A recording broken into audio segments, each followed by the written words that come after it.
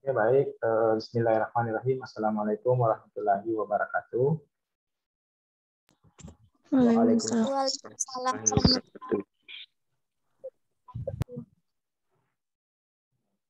Baik, kita akan melanjutkan kembali materi ya, manajemen sumber daya manusia lanjutan. Untuk sesi ini, insya Allah kita akan membahas tentang produktivitas kerja dan kinerja ya, pertemuan ke-9.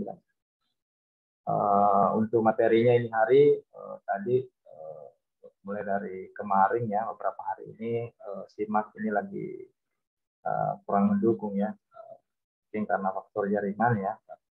Rata-rata katanya untuk kasus jaringan di Mamuju ini belum stabil ya. Nanti saya upload materinya di SIMAK, kalau sudah mungkin tadi saya coba lagi kembali tapi belum bisa ya. Mungkin sebentar saya upload kembali ya. Untuk materi atau pembahasan pertemuan ke-9 ini, insya Allah kita ada beberapa yang kita bahas ya. Untuk sesi ini yang pertama itu mengenai definisi produktivitas kerja dan kinerja ya. Ada elemen produktivitas kerja, ada faktor-faktor yang mempengaruhi produktivitas kerja dan kinerja, menguraikan langkah-langkah dan tujuan peningkatan kinerja, menjelaskan jenis-jenis kinerja karyawan, dan indikator-indikator kinerja karyawan serta dampak dari kinerja karyawan. Ya. Dan terakhir nanti kita akan membagi kelompok untuk kelompok diskusi yang insya Allah kita mulai minggu depan. Yang pertama tentunya kita akan membahas dulu tentang definisi produktivitas kerja ya. Jadi dalam bekerja kita dituntut untuk selalu produktif agar pekerjaan segera diselesaikan dan lanjut mengerjakan pekerjaan lain. Banyak cara yang bisa dilakukan misalnya untuk meningkatkan produktivitas kerja tersebut. Misalnya kita bisa melakukan planning ya, atau perencanaan sesuatu yang bisa misalnya ada catatan-catatan atau menuliskan di papan tulis atau membuat alarm pengingat misalnya di ponselnya atau di HP-nya, bahkan dengan lembur atau menambah jam kerja sampai larut malam. Itu salah satu atau beberapa cara untuk meningkatkan produktivitas kerja ya. Namun produktivitas kerja merupakan faktor penting bagi penentuan keberhasilan perusahaan. Jika produktivitas kerja selalu mengalami kenaikan yang signifikan dari waktu ke waktu, maka perusahaan akan mudah mencapai tujuan yang telah ditetapkan. Kita lihat di sini ya, ada beberapa definisi tentang produktivitas kerja. Kita bahas dulu tentang produktivitas ya. Di sini ada menurut Ramadan dan kawan-kawan 2017. Di sini dia menjelaskan bahwa produktivitas merupakan suatu proses di mana sumber daya manusia dapat menghasilkan suatu keluaran dengan ukuran yang produktif. Ya. Sementara ada menurut Dahlan, produktivitas merupakan hasil membandingkan peran serta tenaga kerja per satuan waktu dengan hasil yang dicapai. Jadi menurut Dahlan ini ada perbandingan ya per satuan waktu. Misalnya jam kerjanya dibagi dalam 6 jam sehari misalkan, atau misalnya dalam 8 jam sehari ya, tergantung dari perusahaan. Nah, selanjutnya ada menurut Sutrisno 2016 mengungkapkan bahwa produktivitas kerja adalah rasio dari keseluruhan hasil kerja yang telah ditentukan untuk menghasilkan suatu produk dari tenaga kerja. Jadi bagaimana perbandingan atau rasio dari keseluruhan hasil kerja yang dibutuhkan untuk menghasilkan satu produk dari tenaga kerja. Ya.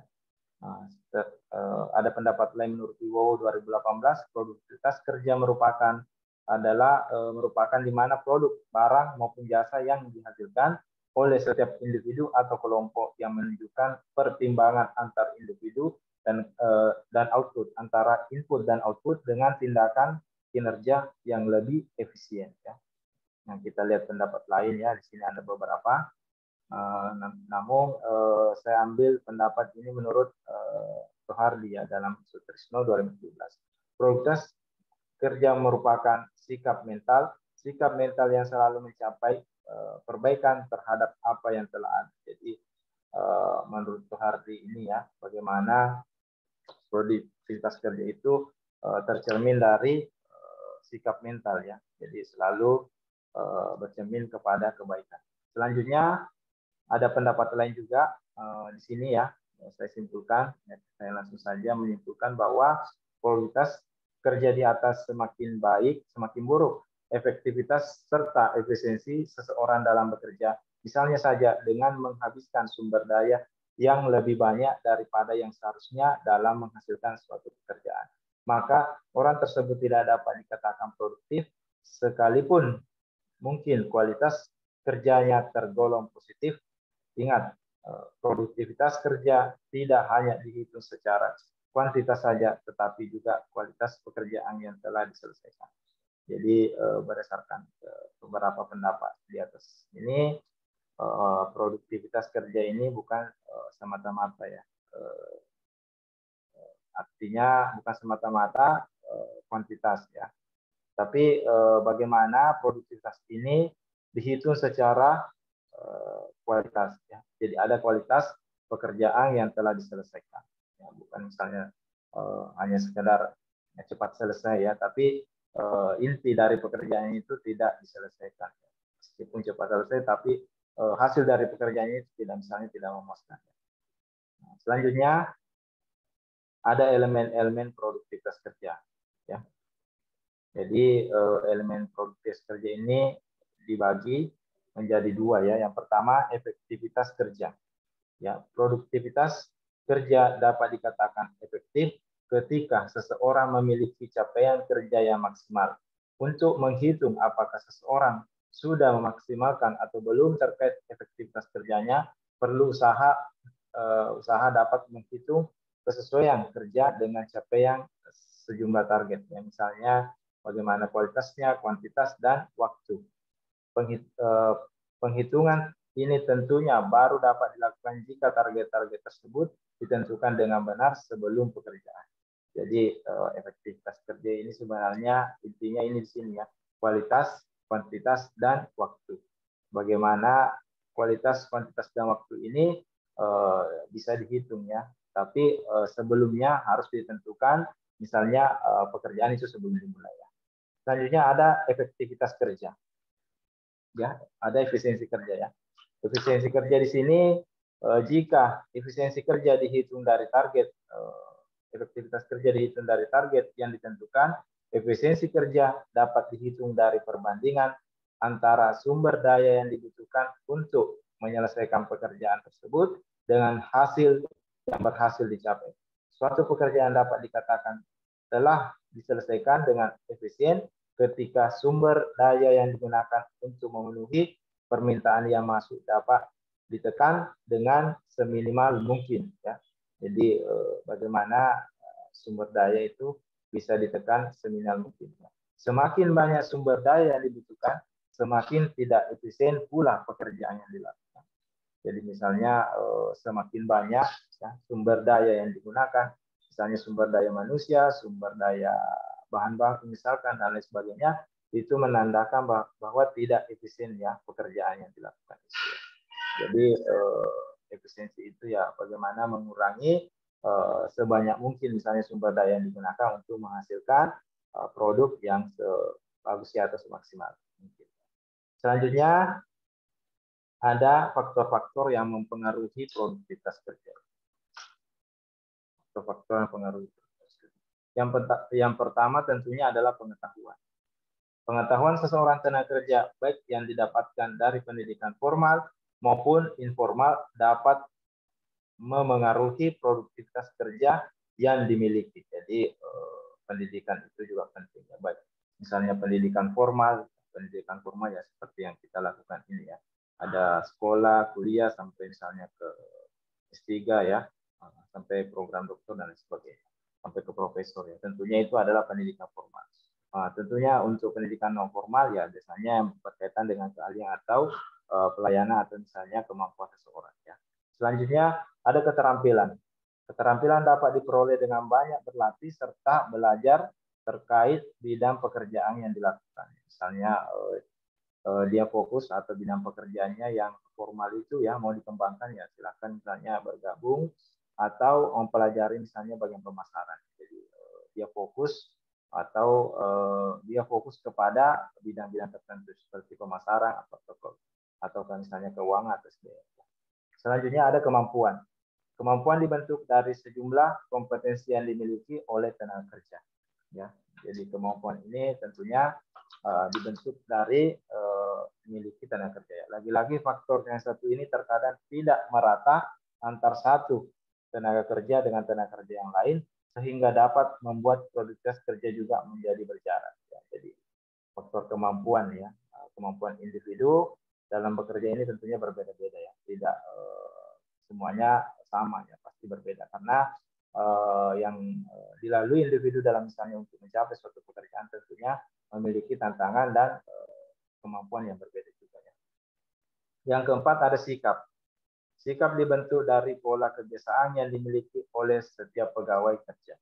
Jadi sikap ini erat kaitannya dengan kebiasaannya atau misalnya budaya atau budaya organisasi yang dilakukan di suatu perusahaan atau organisasi tertentu. Jadi mereka yang terbiasa menyelesaikan pekerjaan misalnya secara efisien dan efektif akan memiliki tingkat produktivitas kerja yang lebih tinggi dibanding dengan tenaga kerja yang tidak terbiasa untuk bekerja secara efektif dan efisien. Faktor yang satu ini bisa dibilang yang paling sering ditemukan memengaruhi produktivitas kerja seorang di dunia bisnis ya. Jadi ini juga pentingnya juga di dalam dunia bisnis. Bagaimana sikap ini bisa dibangun atau dibudayakan di organisasi tersebut. Selanjutnya yang kelima adalah perilaku. Ya. Perilaku juga bukan faktor yang berdiri sendiri karena faktor ini dibangun pula dari faktor lain seperti sikap dan pola kebiasaan. Jadi perilaku ini tentunya dari faktor yang keempat ini atau poin yang keempat ini sikap ya. Nah, sikap dan pola kebiasaan. Alam mengukur produktivitas kerja, sikap dan perilaku akan menunjukkan hubungan yang linear. Semakin positif sikap yang dimiliki oleh seorang karyawan, akan semakin positif pula perilaku yang akan ditunjukkannya. Ketika sikap negatif telah menjadi sebuah kebiasaan dan berubah menjadi perilaku usaha akan sulit untuk mengubahnya karena sudah termasuk resistensi. Jadi misalnya sudah ada kebiasaan, sudah ada pola perilaku atau sikap yang buruk tentunya akan bercermin ke perilaku nanti ya. Oke, selanjutnya di sini ada keterkaitan efektivitas, efisiensi dan kualitas ya. Jadi efektivitas, efisiensi dan kualitas di sini ya. Berdasarkan gambar di atas terkait efisiensi, efektivitas, efisiensi dan kualitas berawal dari masukan. Jadi semua sebenarnya berawal dari sini, masukan atau input yang menghasilkan suatu kualitas dan efisiensi serta menghasilkan pula proses produksi yang melahirkan hasil prioritas dan hasil simpangan. Hasil simpangan tersebut melahirkan suatu kualitas efektif yang mana kualitas dan efisiensi serta kualitas dalam proses produksi dan kualitas efektivitas itu sendiri menghasilkan suatu produktivitas. Jadi produktivitas tadi itu seperti yang disampaikan sebelumnya bahwa biasa lahir dari kebiasaannya atau misalnya budaya yang dibangun di organisasi atau perusahaan tersebut. Ini menurut Sadar Mayati 2009 ya. Selanjutnya kita pindah ke faktor-faktor penyebab merosotnya produktivitasnya. Yang pertama ini menurut Ensiklopedia Ekonomi dan Bisnis dan Manajemen 2010 ya. Yang pertama pemborosan sumber daya pada proses produksi maupun konsumsi. Ya, jadi terlalu banyak misalnya penggunaan sumber daya seperti saya berikan contohnya sumber daya manusia misalkan ya terlalu banyak misalnya menggunakan orang SDM atau karyawan di dalam suatu perusahaan tertentu sehingga tidak efektif ya atau terlalu banyak orang yang bekerja di perusahaan tersebut sementara sebenarnya bisa ditekan. Nah, terus maupun konsumsi ya. Jadi misalnya penggunaan yang produk atau barang tertentu ya terlalu banyak yang digunakan ya. Nah, yang kedua, kenaikan gaji dan upah yang tidak disertai peningkatan prestasi kerja karyawan. Jadi terkadang juga karyawan selalu menuntut ya untuk menaikkan gaji atau upah. tetapi tidak disertai misalnya peningkatan kinerja yang baik ya, atau prestasi kerjanya yang tidak ada peningkatan, bahkan bisa dibilang ada penurunan dan sebagainya. Yang ketiga, kelambatan dan hambatan dalam proses produksi yang disebabkan pemogokan, kerusakan kelengkapan, kerusakan bahan baku, birokrasi dan lain-lain. Misalnya ini juga ya faktor misalnya ada pemogokan ya, ada mogok kerja dan lain sebagainya yang terjadi di perusahaan tersebut. Yang keempat, ekonomi, biaya tinggi sebagai akibat dari ekspansi besar-besaran, prosedur dan administrasi yang bertele-tele, tindak korupsi, metode kerja yang tidak efisien. Misalnya ada ekspansi, ada prosedur dan administrasi misalnya yang bertele-tele, terlalu panjang prosedurnya, sementara bisa dikasih pendek ya misalnya, atau dikasih cepat untuk prosesnya ya. Tindak korupsi juga ya, metode kerja yang tidak efisien ya, terlalu banyak menggunakan biaya misalnya atau sumber daya yang digunakan.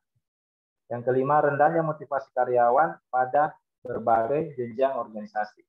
Ya, misalnya kaum muda di negara maju merasa bahwa pekerjaan dalam lingkungan industri modern merendahkan martabat manusia dan tidak memberikan kepuasan kerja karena manusia hampir disamakan dengan mesin. Ya.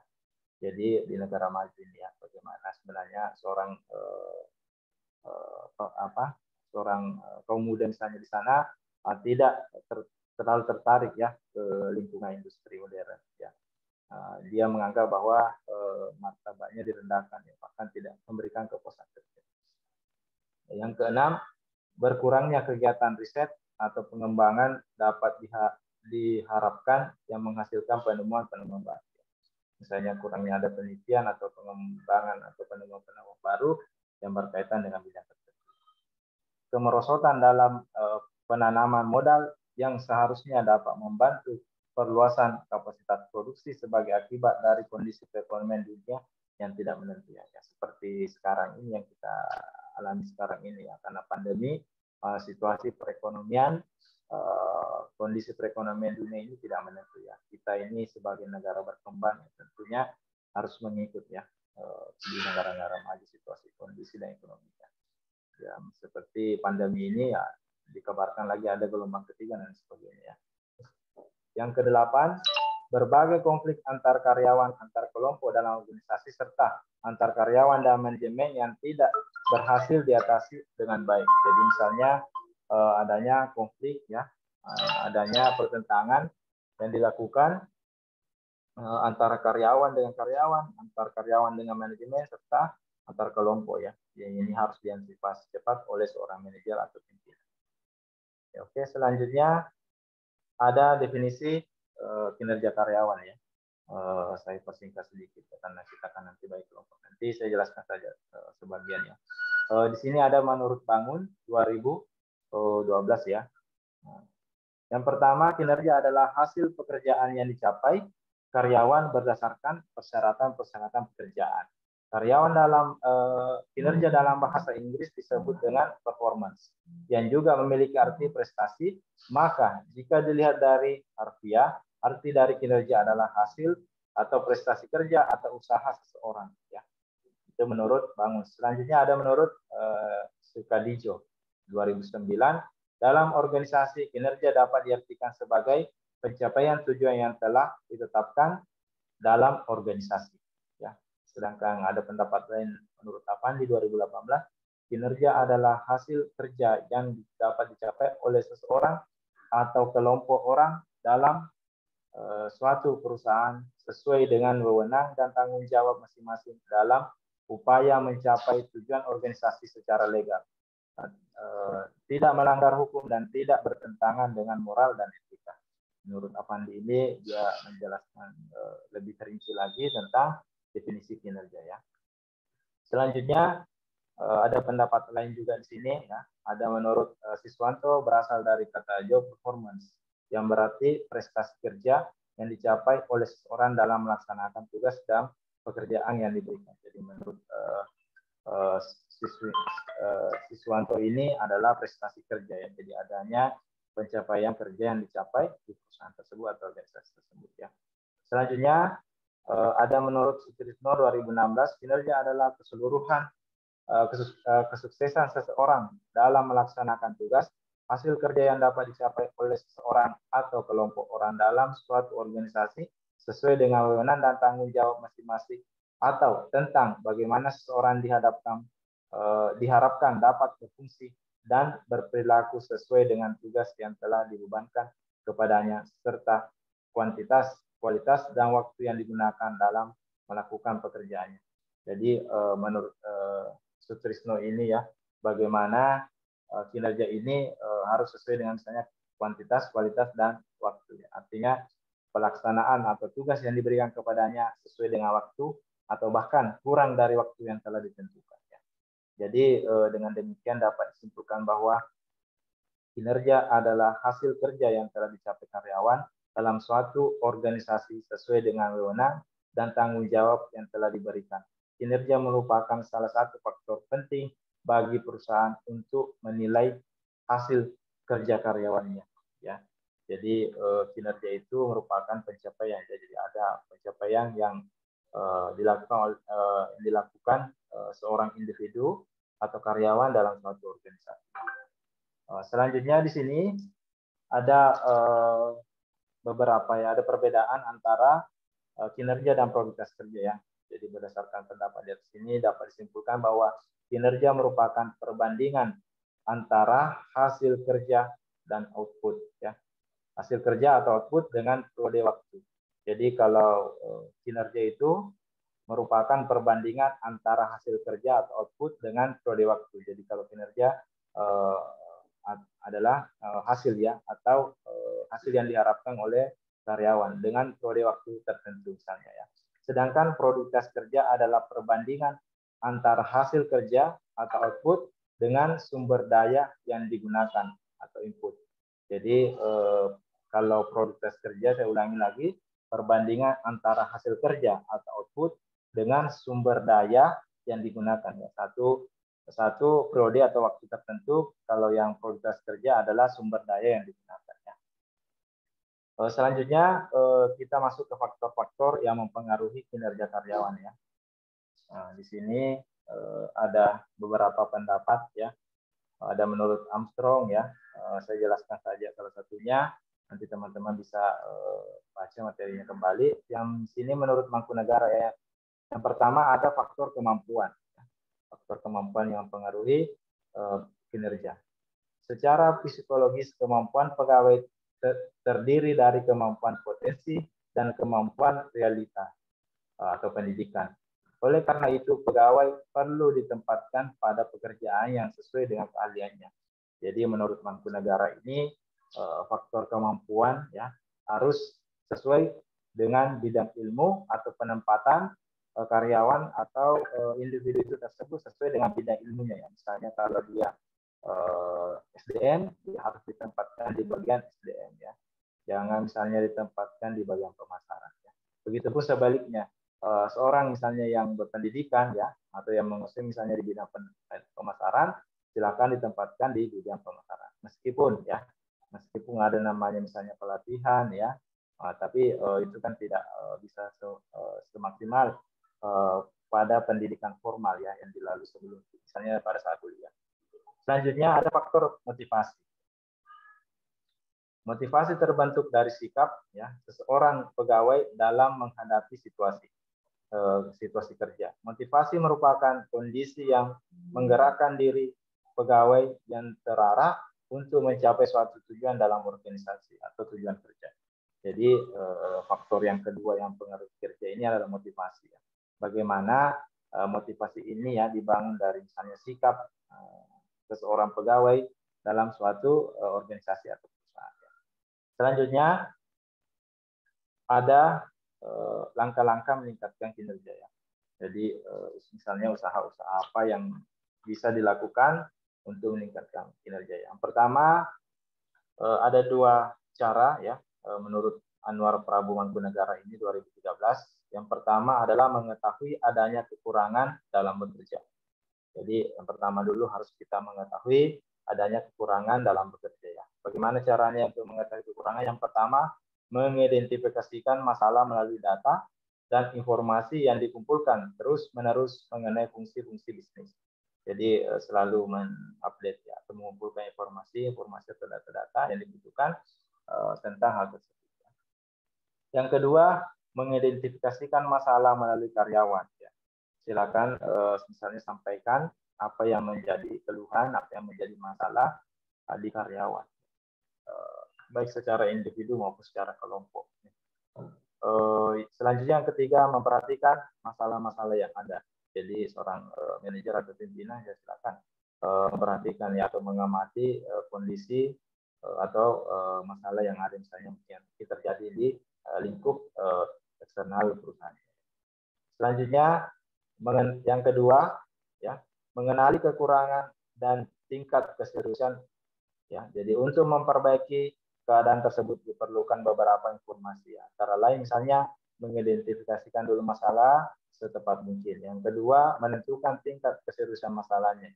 Jadi setelah ada mengidentifikasi ya bisa menentukan tingkat keseriusannya. Misalnya apakah ringan, sedang atau berat ya.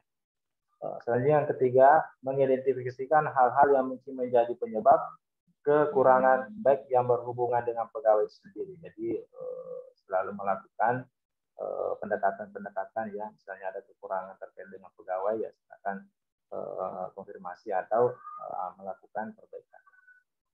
Selanjutnya yang keempat, mengembangkan perencanaan tindakan untuk menanggulangi penyebab kekurangan. Jadi ada perencanaan tindakan untuk melalui tindakan. Misalnya kalau pegawainya kurang maksimal misalnya dalam menggunakan komputer ya silakan bisa diadakan pelatihan ya atau training tentang hal tersebut ya. Selanjutnya melakukan rencana tindakan. Misalnya kapan kira-kira waktunya untuk dilakukan training atau pelatihan. Melakukan evaluasi apakah masalah sudah teratasi atau belum ya. Yang terakhir mulai dari awal apabila perlu. Ya, kalau perlu kita mulai dari awal lagi ya untuk bagaimana proses kinerja karyawan tersebut bisa meningkat. Selanjutnya ada tujuan penilaian kinerja. Ya. Tujuan penilaian kinerja ya. Di sini ada beberapa juga pendapat tujuan penilaian kinerja ya. Ada dua pendapat tentang penilaian kinerja ya. Saya akan jelaskan salah satu. Di sini ada menurut Wibowo ya 2017. Yang pertama tentunya harus ada evaluasi tujuan dan sasaran ya. Jadi untuk apakah yang menjadi sebenarnya tujuan dari penelitian. Yang pertama, evaluasi tujuan dan sasaran. Evaluasi terhadap tujuan dan sasaran memberikan umpan balik bagi proses perencanaan dalam menetapkan tujuan dan sasaran kinerja organisasi di waktu yang akan datang. Jadi kita dapat mengevaluasi ya apa yang menjadi tujuan dan sasaran ya, atau misalnya apa yang menjadi visi dan misi dari organisasi atau perusahaan ya. Misalnya kalau ada yang sudah tercapai ya alhamdulillah berarti kinerja karyawan atau perusahaan sudah terpenuhi ya. Sementara misalnya ada yang belum tercapai ya silakan kita lakukan evaluasi di tahun berikutnya. Yang kedua, evaluasi rencana. Bila dalam penilaian hasil yang dicapai tidak sesuai dengan rencana, dicari apa penyebabnya. Ya, misalnya ada rencana yang tidak terrealisasi, silakan dikonfirmasi atau dicari apa yang menjadi penyebabnya. Yang ketiga, evaluasi lingkungan. Melakukan penilaian apakah kondisi lingkungan yang dihadapi pada waktu proses pelaksanaan tidak seperti yang diharapkan atau tidak kondusif dan mengakibatkan kesulitan atau kegagalan. Jadi evaluasi lingkungan ini ya tentunya berkaitan dengan lingkungan kerja ya atau lingkungan perusahaan tersebut tempat kita bekerja. Ya. Yang keempat, evaluasi proses kinerja. Melakukan penilaian apakah terdapat kendala dalam proses pelaksanaan kinerjanya. Misalnya ada yang kurang menguasai tentang penggunaan komputer dan lain sebagainya, salah satu contoh ya. Itu bisa dilakukan pelatihan tadi. Yang kelima, evaluasi pengukuran kinerja. Menilai apakah penilaian kinerja telah dilakukan dengan benar apakah sistem review dan costing telah berjalan dengan benar serta apakah metode sesuai sudah tepat ya. Jadi misalnya untuk sebenarnya melakukan pengukuran ya kinerja itu ya harus dilakukan perhitungan ya. Ada perhitungan yang harus ya atau penelitian yang dilakukan oleh perusahaan tersebut atau penelitian tersebut ya. Yang keenam, evaluasi hasil. Apabila terdapat deviasi, dicari faktor yang menyebabkan dan berusaha memperbaiki di kemudian hari. Jadi misalnya ada faktor kekurangan ya atau faktor yang menghambat tercapainya kinerja perusahaan, silakan melakukan perbaikan di kemudian hari terkait dengan hal tersebut. Selanjutnya ada jenis-jenis kinerja karyawan. Ya. Ini ada beberapa ya jenis-jenis kinerja karyawan ini ya. Di sini ada menurut Robbins ya 2017 yang pertama jenis yang pertama itu adalah pendekatan sikap. Pendekatan ini menyangkut nilai terhadap sifat atau karakteristik individu. Jadi jenis kinerja karyawan yang pertama ini terkait dengan sikapnya atau penilaian terhadap sifat dan karakteristik individu sendiri atau pribadi. Selanjutnya yang kedua ada jenis yang kedua ini adalah pendekatan perilaku. Melihat bagaimana orang berperilaku, kemampuan orang untuk bertahan meningkat apabila penilaian kinerja didukung oleh tingkat perilaku kerjanya. Jadi terkait dengan pendekatan perilaku ini ya erat kaitannya misalnya ini terkait dengan kebiasaan ya atau misalnya budaya di perusahaan tersebut atau budaya organisasi di perusahaan tersebut. Yang ketiga, pendekatan hasil. Perilaku memfokuskan pada proses, pendekatan hasil memfokuskan pada produk atau hasil usaha seseorang atau yang diselesaikan individu. Jadi untuk pendekatan hasil ini dia berfokus kepada hasil ya. Artinya apa hasil yang dicapai oleh seseorang itu atau individu itu dalam pekerjaannya. Yang keempat, pengekatan atau pendekatan kontingensi ya. Pendekatan kontingensi. Jadi pendekatan ini selalu dicocokkan dengan situasi tertentu yang sedang berkembang. Pendekatan ini cocok ketika harus membuat keputusan promosi untuk calon yang mempunyai pekerjaan tidak sama.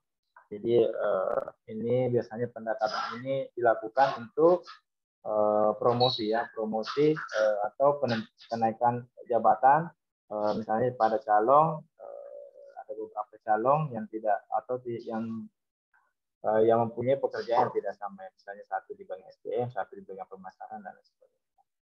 Selanjutnya ada indikator-indikator kinerja karyawan. Di sini juga ada dua pendapat tentang indikator kinerja karyawan.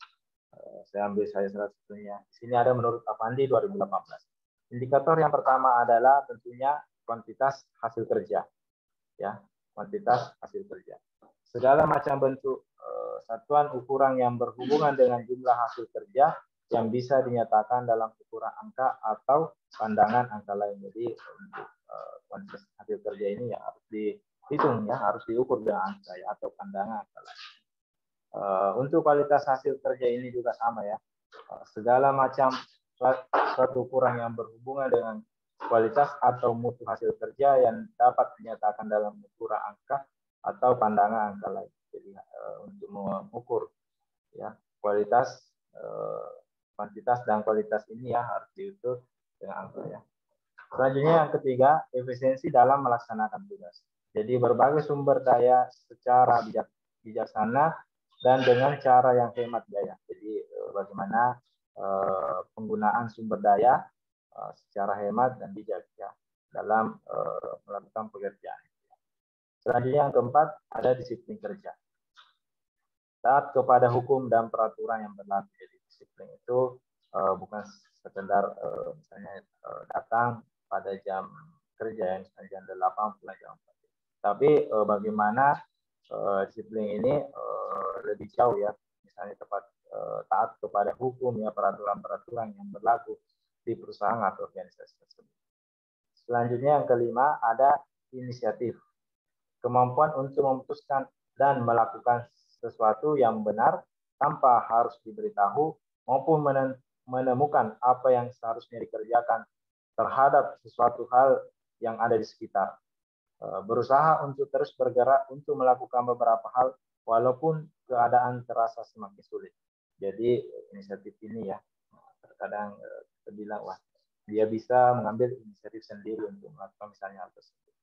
Jadi ada hal-hal yang dilakukan yang benar pada waktu atau kondisi tertentu. Yang keenam ada ketelitian. Tingkat kesesuaian hasil pengukuran kerja, apakah kerja itu telah mencapai tujuan atau belum mencapai tujuan. Jadi ketelitian ini terkait dengan kehati-hatian dalam bekerja. Yang ketujuh ada kepemimpinan. Proses mempengaruhi atau memberi contoh oleh pemimpin kepada pengikutnya dalam upaya mencapai tujuan organisasi. Jadi pemimpin ini adalah menjadi teladan, menjadi contoh bagi semua karyawan yang dipimpinnya. Ya. Yang kedelapan adalah kejujuran. Salah satu sifat manusia yang cukup sulit untuk diterapkan, ya, kejujuran. Terkadang ini pada diri kita sendiri yang kadang kita tidak jujur ya. Apalagi misalnya kepada orang lain. Ini jangan berat. Yang kesembilan ada kreativitas. Proses mental yang melibatkan pemunculan gagasan atau yang melibatkan pemunculan gagasan. Jadi untuk kreativitas ini selalu ada ide atau gagasan yang muncul untuk misalnya dalam bekerja dan lain sebagainya. Jadi misalnya bisa cepat, bisa efisien dalam bekerja. Tidak ada cara atau aplikasi misalnya yang digunakan. Selanjutnya ada dampak dari kinerja karyawan. Dampak ini tentunya akan berakibat positif kepada perusahaan. Yang pertama, organisasi akan berkembang dengan pesat. Jadi ada peningkatan, adanya ukuran, yang misalnya seperti di perguruan tinggi ya, ada peningkatan misalnya akreditasi dan lain sebagainya. Yang kedua, organisasi akan memperoleh target yang telah direncanakan dengan tepat sasaran. Jadi organisasi dalam kurun waktu misalnya tertentu ya, misalnya di perguruan tinggi dalam kurun waktu 5 tahun ke depan ada tujuan atau misi yang ingin dicapai. Bahkan misalnya dalam 25 tahun ke depan ada sasaran atau tujuan yang ingin dicapai oleh perguruan tinggi tersebut. Yang ketiga, bisa mengurangi risiko-risiko yang akan terjadi dalam organisasi. Jadi dampak dari kinerja ini ya bisa mengurangi risiko-risiko yang mungkin terjadi. Misalnya dalam kondisi yang tidak menentu, ya perekonomian tidak menentu, tentu dapat diantisipasi dengan cepat oleh manajer atau pimpinan.